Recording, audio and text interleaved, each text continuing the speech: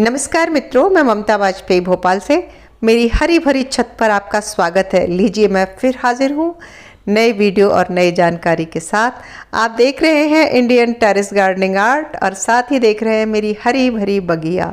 इस समय सब सब्जियाँ बहार पर हैं, पौधे लहलहा रहे हैं और सर्दियों में तो वेजिटेबल गार्डन अच्छा होता ही है। तो आज के वीडियो का विषय है कि जब सर्दियों में गार्डन अच्छा होता है तो फिर हम सर्दियों से बचाने की क्यों बात करते हैं, यानी कि अधिक ठंड से, पाले से कैसे बचाएं।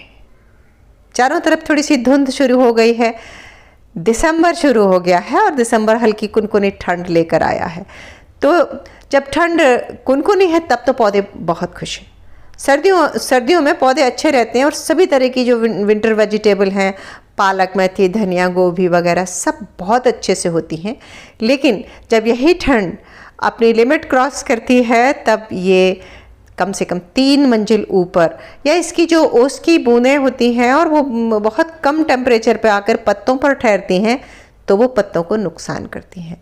कई बार उस ठंड से पत्ते बर्न हो जाते हैं, जिसे कि हम पाला पड़ जाना कहते हैं। यदि आप में से कोई भी गांव में अगर रहे हों तो आपने ज़रूर देखा होगा कि खेत पर पाला पड़ गया। और मैंने देखा है कि खड़ी की खड़ी फसल पर टमाटर के पेड़ काले झुलस के टमाटर पर बहुत जल्दी पाला पड़ता है। तो कुछ सब्जियां हैं जो सरवाइव कर जाती हैं, कुछ सब्जियां हैं जिनको बहुत जल्दी पाले का अटैक होता है। अगर आप फसल में बात करें तो चना वगैरह भी पाले के उसमें प्रभाव में आ जाता है। तो मैंने जो गांव में देखा और सुना, सीखा, वो अनुभव मैं आज आपसे साझा करती हूँ कि पाले से कैसे बचा जाए। जो रात में जो बूंदें होती हैं वो हवा के साथ नीचे आके पत्तों पर ठहरती हैं।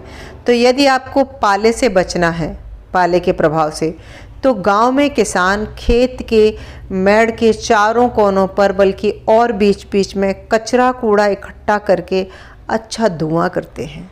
देखिए, किसान तो रात में भी खेत पर रहता ही है। अगर उसका ट्यूबवेल है तो वो वहाँ ठहरता है, या आपको शायद ना पता हो तो पानी की बड़ी क्राइसिस रहती है। किसान इतनी ठंड में खेत में पानी लगाते हैं तो वो जलती हुई आग किसान के लिए सहारा भी बनती है। और वो जो धुआं जब आसमान में ऊपर की तरफ उठता है, मैं किसी एक किसान की बात नहीं कर रही सॉरी, ये मैं ग्रुप की बात कर रही हूँ कि जब ठंड होती है तो आसपास के सभी किसान इकट्ठे होकर अपने अपने खेतों की मेड़ों पर ऐसा करते हैं और धुएं की एक लेयर जमती है। जो ओस की बूंदें जब धुएं में से निकल के आती हैं तो वो जो भी उनके बीच वैज्ञानिक तरीके से जो भी होता हो, या तो उनका टेम्परेचर चेंज होता हो या वो डायरेक्ट नीचे उस स्पीड से ना आ पाती हो, जो भी कुछ होता हो, पर मैंने गांव में किसानों को कहते सुना कि भैया पाला पड़ने वाला है, खेत की मेड़ पे धुआं कर देना। तो ये एक विकल्प है लेकिन हम अपनी छत पर धुआं नहीं कर सकते। ये विकल्प हम पे काम नहीं करता, ये सिर्फ गांव में ही काम करेगा। अगर आपकी गांव के किसी बगीचे में नीचे बाड़ी होती तो आप बगीचे के एक कोने में कड़ने और लकड़ी का ढेर लगा के अगर धुआं कर देते तो वही राख आपके बाद में काम आ जाती। धुआं तो काम आता ही आता, मल्टीपर्पज काम हो जाता। देखिए, सब चीज़ें कैसे कनेक्टेड रहती हैं एक दूसरे से। अब चलिए धुआं नहीं है तो क्या करें।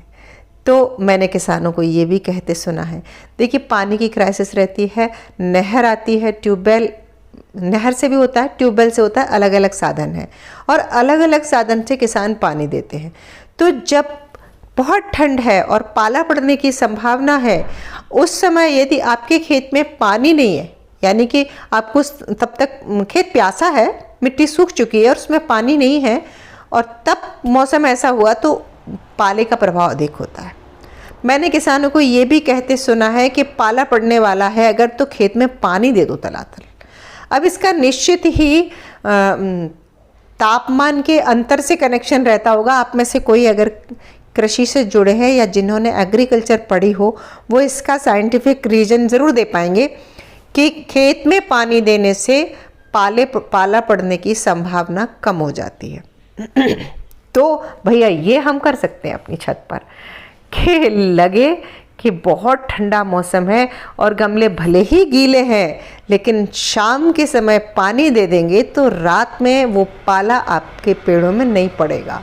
आप कहीं गूगल करके भी देख लेना, ये सर्च है। हाँ, मैं इसका वैज्ञानिक आधार नहीं दे पाऊँगी, वैज्ञानिक विश्लेषण नहीं कर पाऊँगी, वो कृषि वाला ही कोई कर पाएगा, लेकिन ये हम कर सकते हैं। एक चीज़ और कर सकते हैं, क्योंकि हम अर्बन गार्डनर हैं तो हम वैसे ही बहुत सारी व्यवस्थाएं करके रखते हैं, क्योंकि हमें जुनून होता है बागवानी का। तो आप ग्रीन नेट की अगर व्यवस्था कर सकते हैं तो ग्रीन नेट भी वही काम करेगा, जो कि एक प्रोटेक्शन होगा। जो ओस की बूंद होगी वो ग्रीन नेट में थम जाएगी और नीचे तक डायरेक्ट नहीं आएगी। ये आप कर सकते हैं। अगर आपके पास ग्रीन नेट भी नहीं है और आपके पास कुल मिलाकर थोड़े से कुछ गमले हैं, तो फिर आप ये कर सकते हैं कि शाम को जाएं और पानी तो आप दे ही सकते हैं, पर कोई पतली चुन्नी या पतला कपड़ा आप पौधों पर ढक सकते हैं सिर्फ रात भर के लिए। और सवेरा होते ही आप वो कपड़ा हटा देंगे तो फुल सनलाइट मिलेगी। जो पौधे हैं उनको सर्दियों में और ज़्यादा फुल सनलाइट की ज़रूरत होती है, क्योंकि ठंड की धूप वैसे भी कुनकुनी होती है, उतना उसमें ताप नहीं होता। तो मैं फिर एक बार कुछ छोटी छोटी चीज़ें रिपीट करती हूँ कि यदि आपका 3 मंजिल या 4 मंजिल पर बहुत ऊंचाई पर टेरेस गार्डन है, तो यदि मैं गांव के हिसाब से बात करूं तो धुआं कर सकते हैं। यदि आपके पास हवन वाली बेदी है तो आप कुछ लकड़ियां जलाकर धुआं कर दीजिए, या आप बाटी तसले में कंडे रख के बना सकते हैं तो बाटी बना लीजिए, धुआं भी हो जाएगा और वो जो राख बचेगी वो भी यूज हो जाएगी। यदि आप वो नहीं कर सकते, आप किसी महानगर में हैं, तो आप पानी दीजिए, ये आप आराम से कर सकते हैं। तीसरा ऑप्शन ये है कि आप ग्रीन नेट लगा सकते हैं। ग्रीन नेट लगाएंगे तो उसमें फिर एक दिक्कत है कि दिन में आप कैसे करेंगे। तो आजकल कुछ लोग ना फोल्डेबल नेट भी लगा के रखते हैं कि वो दिन में सरका देते हैं, उसमें रिंग वगैरह लगा लेते हैं। दिन में सनलाइट तो चाहिए, और नहीं तो फिर आप अगर बड़ा गार्डन है तब आपको फोल्डिंग नेट ही लगाना पड़ेगा। आप दिन में सनलाइट में खोल दें उसको और रात में पाले से बचाने के लिए लगा दें। और यदि आपके पास थोड़े गमले हैं तो आप कोई भी पतला कपड़ा लेकर ढक दें। और ये आप ध्यान रखें कि ये ऐसा ठंड वाला जो मौसम जो मैं आपको बता रही हूँ, ये बहुत लंबे समय नहीं चलता।